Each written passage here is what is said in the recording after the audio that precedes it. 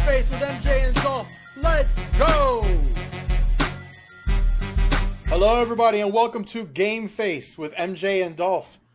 Hey, you got it right that time. Yeah, absolutely. No more messing up on this one. It's our post-draft show. We're going to go over some of the surprises, whether they be good or bad, and how we saw certain parts of the draft. Obviously, we're not going to go through the entire draft. This is not a 6-hour show or an ESPN special. Plus, like we promised you guys from the beginning, this is not going to be the sports update desk. We're going to give our opinions. We're going to talk about some stuff, and we're going to keep it rolling from there. So I'm going to open things up on this one, and we're going to start out with my first one. And it's coincidentally one of the guys that I picked on my top 3 for the pre-draft show. And that would be Bijan Robinson. Fantastic pick for the talent. This guy, in my opinion, is going to be better than Saquon Barkley. He's got all the tools. At Texas, he was not only the best running back on the roster, he was also the best receiver on the roster. And the guy can do whatever it is you want him to do. He can put his head down, run through you, catch passes out of the backfield, line up out like a wide receiver, and also just pound the line, go through it, or make a quick jump cut and take it to the house. So great pickup for me. My only question when it comes to the Falcons is they have so many other needs. So many other needs. The Falcons led the league last year in rushing attempts, were third in rushing yardage, but have no receivers. They traded Calvin Ridley. No receivers. That's why they can't get their star tight end to do anything right now, because there's nobody else to throw the ball to. Okay, so say the last part again. Like, I want to hear you say it again. Say you're wondering why they took a running back that is an amazing receiver, but you're just saying that they don't have any targets. Well, no, because you need help on the outside. Because their running backs were perfectly capable of catching the ball out of the backfield last year. And obviously their rookie running back set a record for the club running the ball. So you're trying to fix something that's not broken. Yeah, you're upgrading in a big way, but you're trying to fix something that's not broken. A huge way. That's the thing. We both know that a solid running game opens up an amazing pass game. So when you're looking at it, if you can have a Ezekiel Elliott when he first came out, something like, or LaDainian Tomlinson when he first came, like these amazing backs that just, this guy has the possibility of being that guy. He really does. Not possibility. He's gonna be that guy. He's gonna be that guy. So I have a problem with like believing that running backs are going to take it, because not many of them go out first day and can make a huge impact. And I don't know if this guy's going to. He looks like everything that you look at, all the intangibles you're looking for in a running back, and the way that he runs and that you watch his tape, everything looks great. But this is the NFL. They're bigger, fast. How many first rounders are they playing against when they're in college? 1, 2 a year? You're playing a lot of them. More to the point, he's coming out of the Big 12, which means the offenses are great. The defenses are just kind of decent. Exactly. So he can run right through. If he was an SEC and he was doing what he did, I could see he'd have a little better leg to stand on to me. Well, I still see it there. I do. Even when Saquon came out of college, it was the Big Ten, and it was a soft Big Ten at that point. But you could see the intangibles. You could see everything that he was going to do. I mean, the guy just simply is an absolute stud, but he's on a mediocre team. What I worry about is this going to turn into Saquon Part 2, where he's the only guy they can rely on, and they're just going to run him into the ground. I'm hoping that's not the case, but when you have questions like they do at quarterback, when you need corners, when you need wide receivers, they gave up a ton of pass yardage last year. If they weren't first, excuse me, off the top of my head, I know that they were bottom 10 in the league in giving up passing yards. Yes. So that's not just a defensive problem, or else the rushing would be there too. Just everybody knew they could throw the ball on them. So I love the pick. If they can build around him, this dude is absolutely a building block, a cornerstone. But there's a lot of other places they could have gone to improve this team more adequately at that moment. I agree. Every team has holes like that. To me, he was probably one of the best available at the time anyway. Oh, yeah. And he needed to be picked up. The watching these amazing running backs drop like we have in the last 10 years into the second and third rounds, when these are like premier like stars, and they're not until you start seeing a run, nobody's taking them. Like, it was the craziest thing I've ever seen before. it's a huge, especially to get these people young. Like if you're going to have, not many backs make it to 10 years. Let's be real. It is a hard hitting. Every down you're getting beat up, whether you're blocking because you're blocking a defensive end or blocking inside to a tackle. Either way, you're way outclassed there. Like as far as like you're chop blocking these people just to try to help your quarterback. So you're getting beat up every single time. Yeah. To have the first 5 years of someone's career that is a premier back and a franchise player, to me, is worth a first rounder. And I understand what you're saying about they have a lot of their holes. They have the first 5 years of this kid's life in the NFL to get good and to get him to the promised land. And under control on a cheap contract, which is another problem with running backs because they've devaluated the position so much. Yep. And with the franchise tag, you can hold on to these guys 6 years. Then sometimes it's not even 7. worth it to give them a second big contract. It's just not. Yeah. Yeah. They'll start. I hope they start sitting out, like we've seen some in the past have done, sitting out and not letting these people do this to them because they put their. That's not going to work for running backs. That's not going to work for running why backs. not? That's why Saquon didn't sit out because there were so many good backs so deep into this draft that they'll just pick somebody else up and keep going. They don't have to give you the big contract. Remember, it's a passing league. When's the last time a running back won the MVP? When's the last time anybody other than a quarterback won the MVP? Yeah, I get that. Yeah, it has, which is stupid because there's some serious MVP players out there. I agree 100%. Who's your first guy?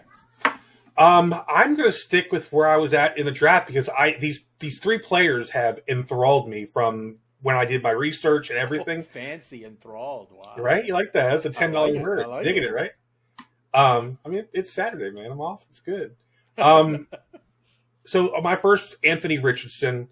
What did he go? He went second, third place. Geez, I had this up and I closed it. Let's see. Sorry. No, that's okay. That's okay. He went to the Colts though. Yeah, he did. Yep. Sorry, I had this up and who picked that should have been who number 4 if I remember right off the top of my head. Yes, number 4, Anthony Richardson, and to me, he has everything that anybody should ever be looking for in a quarterback and a running back for that matter. But excuse me. But for real, like he has everything you're looking for. We've already talked about that he needs to sit, he needs to mature, he needs some experience, he needs this, he needs that, blah, blah, blah, blah, blah. I think he's a phenomenal athlete as a whole. He has all the intangibles that you want out of a quarterback, and there's such a good possibility of what he can be, and he can sit for a year behind Gardner Minshew and be okay. I know that you weren't a big fan of this pick, especially this high, because you think that he would probably be a mid to late first rounder. And in most places, I would agree with you.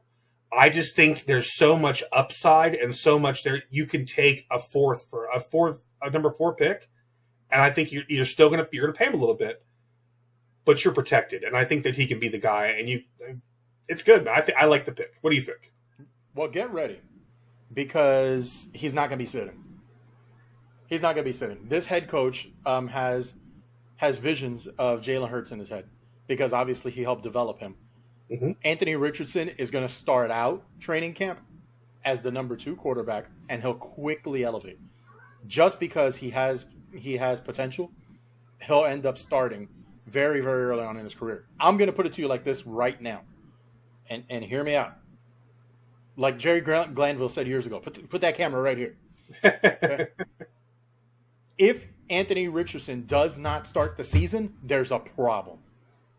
Oh yeah, he needs to start. Problem. He needs to start at some time. I don't think he needs to start. Personally, I don't think trial by fire is good for this guy. Maybe I'm wrong. I could be. I think he needs to sit. He needs to start out like Jalen Hurts did, where he had Carson Wentz in front of him, and you didn't have to worry about starting him out right away. The Colts, Gardner Minshew, I like Gardner Minshew, I do, but I like him as a backup. Yeah, he's not the guy. As a starting quarterback. He is not your answer. He is not going to fix what's wrong there. The owner of that team is not very patient, and this coach again has the Jalen Hurts on the mind.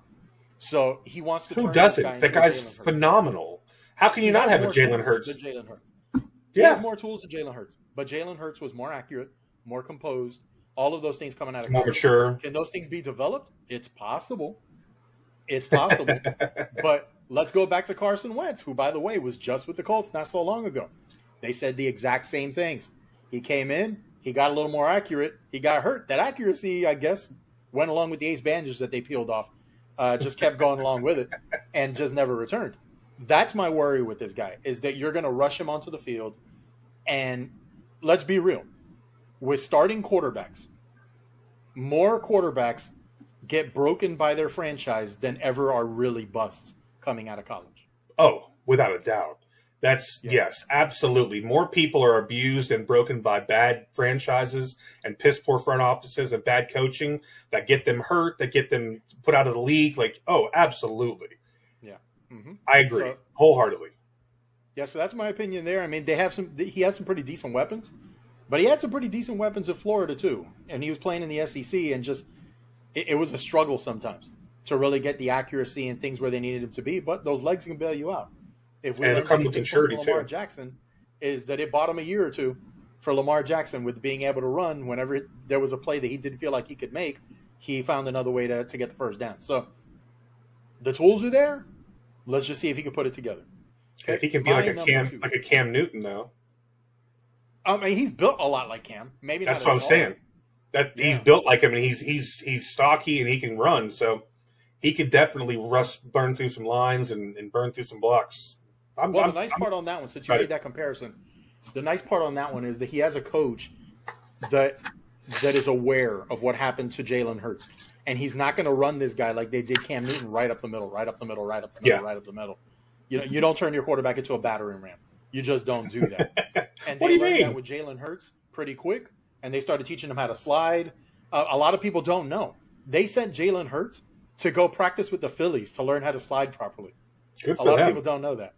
Yeah, but it was nice because the two teams are really close, and that's what they need to do with Anthony Richardson. To be honest, they need to get him some time and really develop him and teach him, dude, this is how you're not going to get hurt. Yeah. Okay, so my number 2 is not a player, it's a team, and it's the Houston Texans. Why? Big surprise, huge surprise. If anybody mocked the Houston Texans having second and third, you're lying. You are absolutely lying. You need to go to confession. You're jealous. You're jealous. So do whatever it is you need to do because you are lying. Okay? Look down because your pants are on fire. I'm just saying. This was a huge surprise by everybody. Now, I was watching the draft and I was saying dead outright, and you can back me up on this one because I sent you a text. Arizona will trade out of their pick. Oh yeah, I've been hearing it. Arizona was going to be trading out. And that's absolutely they did. What I didn't expect was that it was going to be Houston. No kidding. That was crazy. They got their quarterback, and for everybody that was hearing the C.J. Stroud was going to drop, remember it's lying season. Draft season is lying season. They're not going to tell you anything that you need to know because they're going to lie to you left, right, and sideways to make sure that they get what it is that they want and other people don't pay as much attention to somebody because now they believe there's a problem. Okay. My problem, look, both players are phenomenal players. Phenomenal players. C.J. Stroud, if he wasn't the number 1 quarterback on this board, he was number 2 or he was 1A. One of those two. I say 1B. There was 1A and then 1B to me. Like, he was definitely a strong candidate for first. No one would have said anything about him going first if he did. Like, absolutely. Absolutely. But that's also one of the reasons, and to backtrack for a second, one of the reasons that I kind of respect what Atlanta did. Because if Atlanta goes in with Desmond Ridder and it doesn't work out, the draft class for quarterbacks next year is far better than this year's class of quarterbacks. So they'll be in a better position to pick up Caleb Williams out of USC or one of the other good quarterbacks that's going to be coming up. But I digress. So Houston, my problem with this pick is they gave up quite a bit. And you're playing right now like a team that's 2 players away from winning a title. And you're not. You are not. You have what could be a very good quarterback. You have now what could be a good rushing end. And you have a phenomenal left tackle, which, again, Miami Dolphins, thank you so much. Laramie Tunsil, we love you, man. You rebuilt this franchise by leaving. We owe you a statue. Just saying. No kidding, right? But Jeez. Houston gave up the number 12 pick. Obviously, that was part of the swap on those. They gave up a number 33 which is the second pick this year was the second pick in the second round. They gave up a first next year and a third next year. And they got, in addition to that first rounder, they got a fourth rounder, which they absolutely wasted. I'm not even going to go into that because it's not worth my time or yours. Okay, but weren't they stacked with picks, though, at this point? No. And that's why they were able to do it? I thought they were. Maybe I'm wrong. I read something wrong. No, they have a good amount of picks. But it's not stacked. Next year, they have a bit more.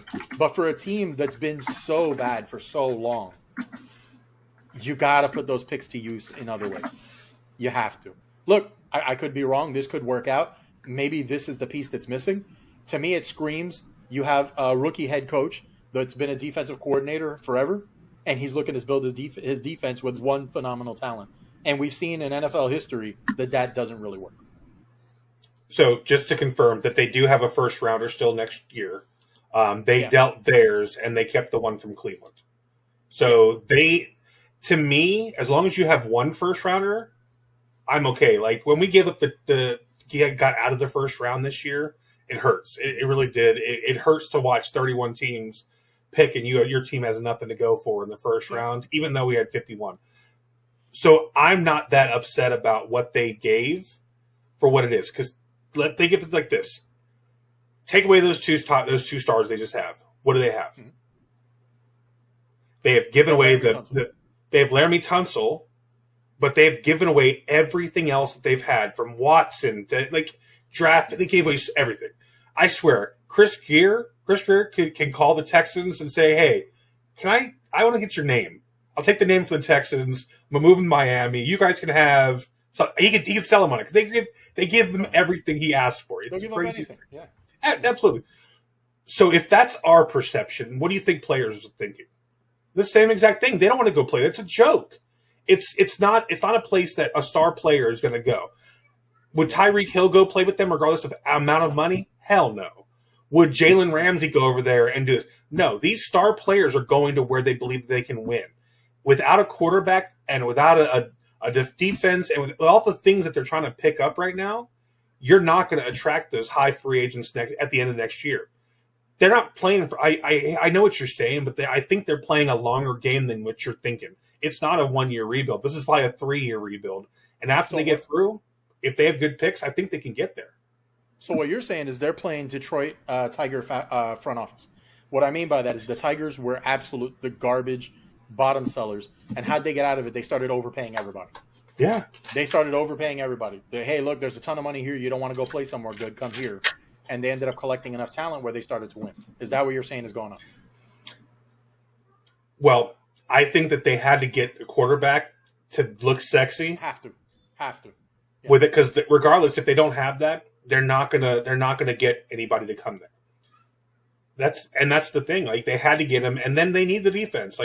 They need a leader on the defense. They have him for at least the next 5 years. To me, it's a good chance. It's a good choice. Like I said, especially because they're still in the first round next year. That to me is the most important thing. They have a good chance of getting it. If they aren't good, yeah, the Cardinals look great because they get a real high pick. If Cleveland sucks, though, which is probably good, they're still going to have a high pick. And that's the whole thing is the people are expecting Cleveland to rebound. It's the second year of every year. Yeah, I don't see it happening, but there's a lot of people looking at it and worse saying than the Dolphin talent fans. they have that they could really pick it up. So we'll see. Cleveland fans, sit down. Okay, don't stand up. Sit down. Listen, I root for Cleveland every year because I like an underdog story. I would love to see them come and get it done and go through. I really would. Since they have Watson, I'm not that guy anymore. Before, it's hard to not root for a Baker Mayfield and Cleveland trying to do something. I rooted for that. It was a good story, and it would have been a great end.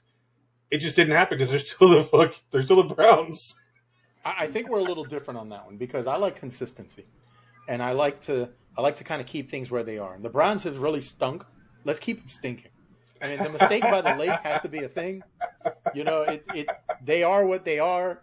It makes me feel nice to look at the standings and see Cleveland down at the bottom because this crazy world changes every day. I don't need my NFL changing along with me. Yeah, it changes. Anyways, so it was good. I think it was a good choice. All right, my second choice, Mr. Tyree Wilson. I think that this is such an amazing pick. We've talked about it during the draft. Yep. He fits the Raiders' smash mouth football, freak of nature, just amazing guy. He's that guy, and he's going to be that guy for the Raiders. Like, I was so like, who did they trade away with?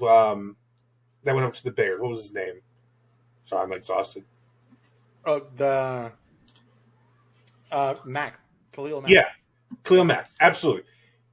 I was heartbroken when they got rid of him because I loved watching him play the way that. Remember, we grew up when the Raiders were like, I don't know, man. To me, it felt like they were grungy and dirty, like the streets of LA. Silver and black attack. Yeah. Yeah, man. The guys running around with like the spikes and stuff, like the crazy. Like they were like the biker gang of the NFL growing up, and they played it. And to me, they always need hard-hitting linebackers, hard-hitting defense, and hard-hitting running backs. If you can play that kind of football with the Raiders, I think you can take over the world. Like you can take over Nazi Germany. It doesn't really matter. They can play it all. They can get it all done. Like if I was ever going to be a fan of any other team, it would have been the Raiders back in the 80s. Not because they were winners, but because of the swag that they did. And just win. And they have idiots for owners and all kinds of fun stuff going on out there.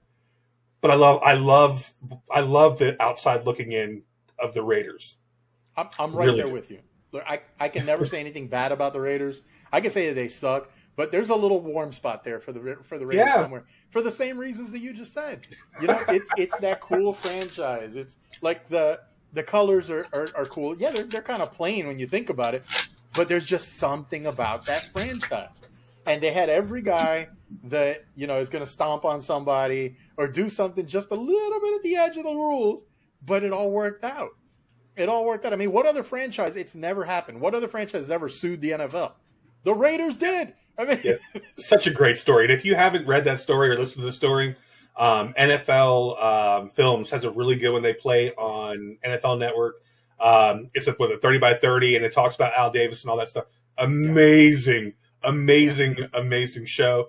Watch it, listen to it, whatever you got to do. But it's interesting. It'll really make you fall in love with the Raiders and what they did because they weren't lying down. I love that. No? Like it showed who they were. I like it. Yeah, but Wilson fits, man. I compare the Raiders to kind of like the which we were too young, obviously, for that, but seeing the videos and everything, when the ABA came around. Yeah. It was like the Rebels. You know what I mean? Like, we're not going to play the same rules that the NBA does. We're going to kind of do our own thing, or we're going to have fun doing it. That's kind of how I see the Raiders all the time. But great draft pick for them. Great draft pick. I think it's a perfect fit. Hopefully McDaniels doesn't screw it all up, but I think it's a good fit no matter who is coaching this guy. I just see him that solid that he's going to excel and he's going to do really well. And he's either going to do great there or he's going to move on somewhere else and he's going to be a stud for somebody else eventually. Well, they were 19th last year, their defensive line. Yeah. Horrible. They needed to fix it. And this is a great pick. It's a great choice. I don't know how they would go wrong with this. Unless he gets hurt.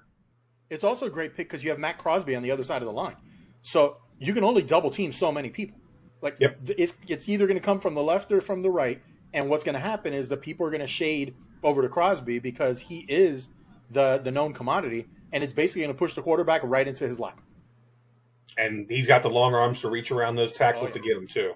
So absolutely. I can't wait to see what this kid does in the NFL. It's going to be special things. Like, to me, I think he could have went even higher than he did. I mean, where did he end up going? Well, they had him pegged at one point. They had him pegged at one point as possibly the best player in the draft. Yeah. Yeah.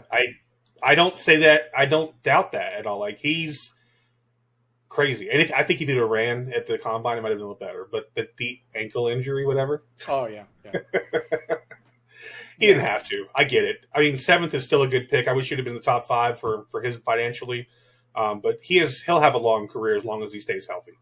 Oh, yeah. And I mean, you know, what are the two most important things in football is to be able to throw the ball and to be able to get to the guy that throws the ball. So he'll get a massive contract somewhere down the road. Whether it's in Vegas or somewhere else, we'll find out. But he'll get that contract, and he'll make up more than enough of that money that he Hey, lost. Dolphin that one in the execs, top- if you're listening, top 5. bring him in. Yeah, well, I mean, whatever, man. Hey, Tyreek Hill will be retired at that point, and we'll have extra money to spend. So, No kidding. flip it if you need to. So my next one was one of the other picks that I went on, and that was well, no, actually I didn't. No, you didn't. Cam Smith for the Dolphins. 305 represent second round pick. Should he have dropped that far? No. No. God, no. No. He should have dropped that far. And I'm going to tell you right now what caused him to drop that far. And it's the stupidest thing ever, but this is what teams do. This is what the draft is, and this is what the combine is. He weighs 185 pounds. Yep. And he's a physical corner. Yep. Okay, but don't believe the hype. Okay, this is the NFL. He's going to have nutritionalists and food programs and weight rooms and all kinds of stuff. The dude doesn't have to worry about studying class anymore. Now his life and his classroom is the NFL. So your job is to get bigger. Your job is to get stronger. Let's be real. He's 6'1". He's 6'1". He is going to be 220, 225 probably when he's playing weights. Easily. Absolutely. Easily. And the Dolphins got a steal. Why? Because you could put him anywhere on that field right now because you already have 2 established starters and you don't have to worry about it. And if it doesn't work out in the slot, if you decide to put him there, Kodu can go ahead and cover that. And you could just put him in garbage time or to cover or when you're going with 3 corners. Whatever it is, you can fit him in anywhere he wants to go. The beautiful part about this guy is he's an athletic freak, first off. Yes, no doubt. He does everything well, but he is a hard-nosed tackling corner. So hard-nosed of a tackler that they've considered putting him at safety before because he can hit that much. Maybe not hit as well as the guy you're going to cover in just a moment, but he still can hit.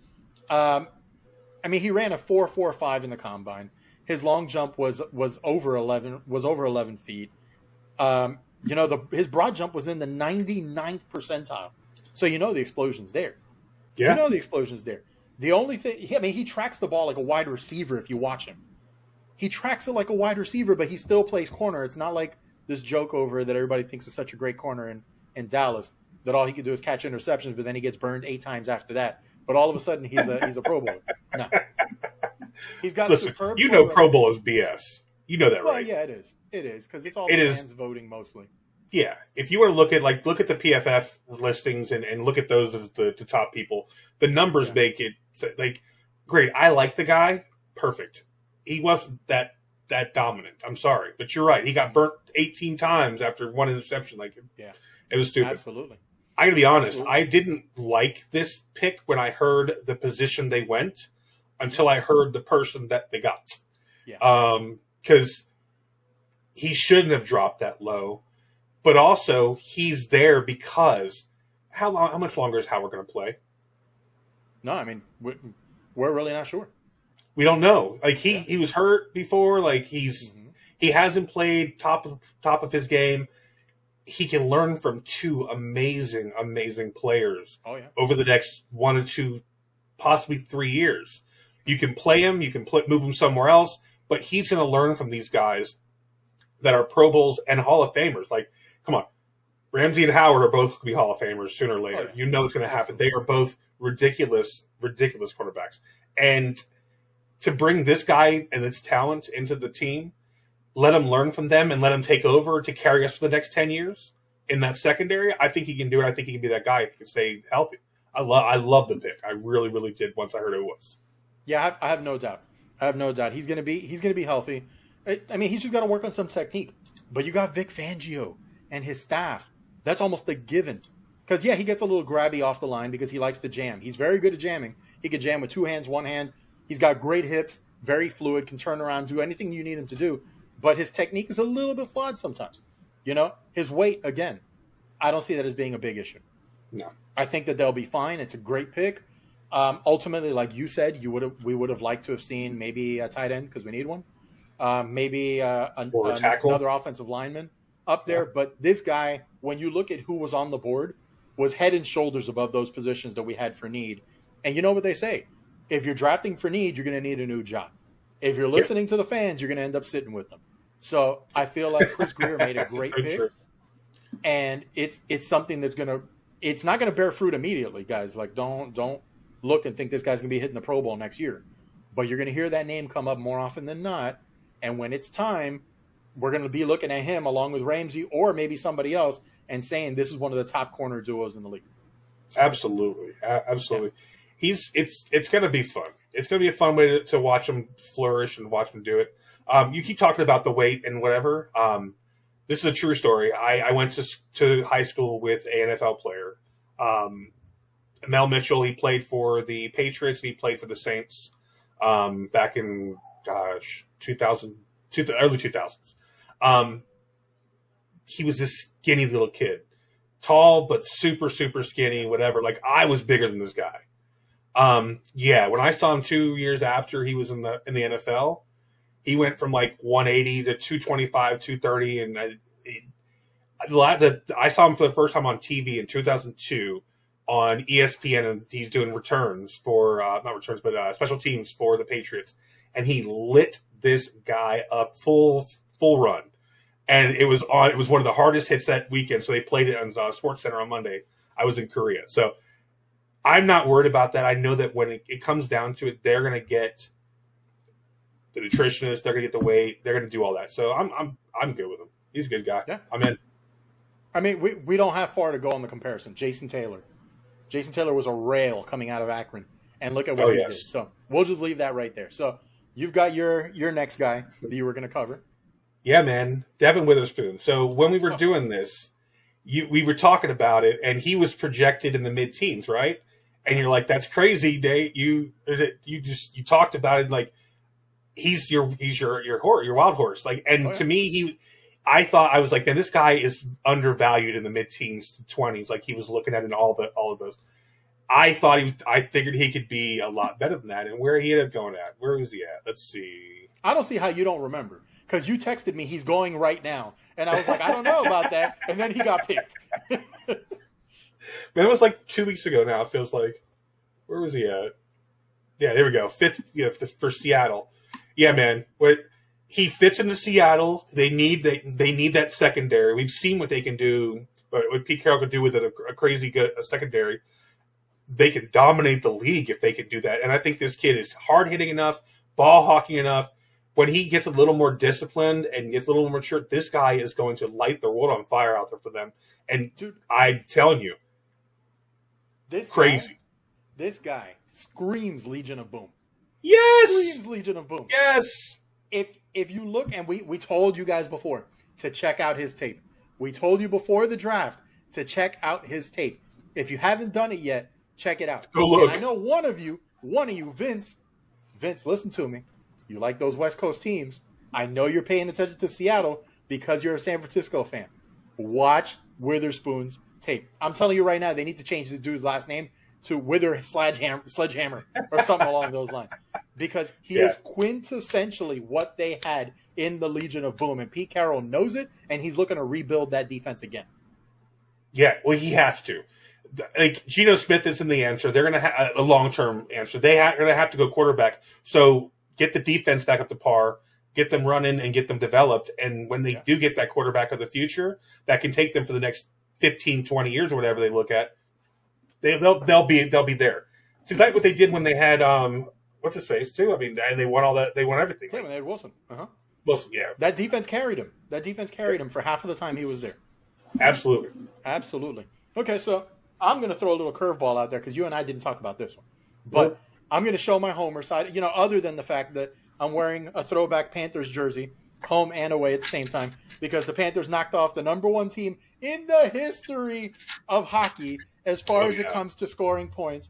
And remember that we said it here. Okay? They're going to beat the Maple Leafs also, and they're going to move on to the next round. The team is inspired. We know that they won the President's Cup last year. We know there's a President's Cup curse. So, call it what you may. But I'm going to go back to being a homer here, and I'm going to cover the Dolphins' second pick. Why? Because I feel like it's a really undervalued pick that is perfect for what it is that they got. So the Dolphins on their second pick. Man, oh man, I can't wait to see this on the field. I really can't. They go Devin A-Chain Okay? You can call him A-Train. You can call him whatever you want. Yes, he's a smaller running back, but there's a lot of history behind this. If you've seen him play, Texas A&M is in the SEC. He put up numbers against Alabama. He put up numbers against LSU. He put up numbers against anybody that he went up against, and the guy is legit. He's only going to get bigger being in the NFL. You're looking at another Raheem Mostert with better vision. That's what you're looking at right now. So this guy could be very special. Keep in mind, there's things that a lot of people don't know about this guy. One of them is that he was a track star in high school. In high school, he ran an indoor track time, which is the second fastest 200 on record in high school sports. Okay? This guy runs so fast. Though what I believe is going to end up happening is that when the Dolphins get the offensive line sorted out, the way that this offense is constructed, fans and defenders are going to be seeing one thing, and that's the back of this guy's jersey. So you're going to know his name. You're going to know his name because he's an absolute. How much speed do these guys get? Yes. Like, think of the speed that we got on his team right now. Yes. And speed kills. I'm sorry, but if we can burn through past, like, you're not going to be able to keep up. Like, look at Tyreek Hill. Like, you got to stay in front of him, and you can't. You have to double team him and triple. They have 3-4 people on offense that can run that fast. Well, in the field at any given time. Well, I'm going to put it to you like this. Very simple. It's insane. Very simple.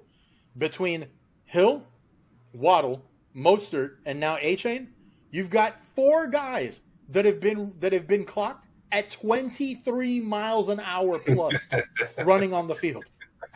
I don't know what you're going to do with that, but the reason I love this is because it's quintessentially a Mike McDaniel's offense pick. Yep. This guy can hit the hole. He's got some power, even though he's kind of on the small side, but he can catch the ball out of the backfield, and he's got smooth hands. So good luck, especially if they start lining up those 2 receivers with both of those running backs back there. Forget about it. You're going to be able to go left, right, in between, wherever it is you want, and just throw the ball all over the field. We may not need a tight end. Just throw another offensive lineman out there and let him block as tight end because we got so much speed that the tight end's just going to slow things down. Yeah, I love the pick. I think it's going to be fun to watch when he gets out there. I think that they're going to design some plays around him and Mostert out there too together to spread the offense with Waddle. And like I'm thinking about the plays that I would run with these 4 on the same field. Like looking at Madden, like thinking about that. That'd be so much fun. So much fun. And then Tua can run too, and then Tua is set accurate and the quick release. Like, it's going to be a fun season. I'm a little upset. I don't know what's going to happen with my DirecTV. Well, I know it's not going to be DirecTV Sunday Ticket this next season, so I got to figure out how I'm going to watch the game. It's going to be YouTube. Yeah, YouTube I don't TV know. has it, and they're offering huge discounts. By the way, what's huge though? $100 less for the season. So they charge you $500 now to be $400. Like they're insane. I think it's going to be $250 instead of $350. I'll look into it. I don't know. Yeah, the deal I think runs for another month if I'm right. I'll look into it. You know, I gotta watch the team this next season. There's too much going on, and with Tua, if he can maintain being healthy, way too much going on. I heard whispers because we know what's going on in Miami right now. F1 is at Hard Rock right now. They're racing. I heard that some of those drivers are jealous of the speed in the Dolphins' offense. I'm just saying. That may be conjecture, but I'm just saying. Like, you know. Pure conjecture. Absolutely. Hey, Ferrari likes speed. I mean, you know, it's possible. My brother was there yesterday. You know, so I'll have to get Jose on the line and be like, hey, is what I'm saying the truth? Hell yeah. Well, man, I'm glad we got this on recording. Absolutely. You know, guys, we apologize. We had to miss last week. Some issues going on, things along those lines. You know, you can tell them. I blew up an espresso maker and it burned my whole left hand and my left arm. It's healed up nicely. Oh, I don't care. Listen, it burned me from here all the way up to about here. Not first degree burns, but it was bad, and I was not able to, after painkillers and everything, I was not able to be straight and think straight over here. So I already have a hard enough time. You guys can hear me. I can't remember anything. So, well, you know, that is Dolph. I mean, you know, I'm old. What do you want? What do you want from me? But touching base real quick, Miami Heat right now is winning, of course, in Miami Heat New York fashion. Technical fouls were just thrown all over the place for a shoving match on the court. Goodness. But nobody got ejected from what I understand because I'm seeing it come up right now. And the Heat is up 97-84. Go Heat. 305, baby. All our teams are going to be taking it. Absolutely. All right, guys. So that's another show. Thank you so much for joining us again. Hit subscribe, hit like, show us some support, show us a little bit of love. We love you guys. We do this show for you. So again, like I said before, hit us on the Instagram page. Put some comments on the YouTube videos if you want. Let us know what you want us to talk about. We've got a lot of ideas for shows coming up. If there's anything you want to see, let us know. But again, this was GameFace with MJ and Dolph, and we'll check you guys out next time. That's the show today. What are you waiting for? Like and subscribe below, and we'll see you next time.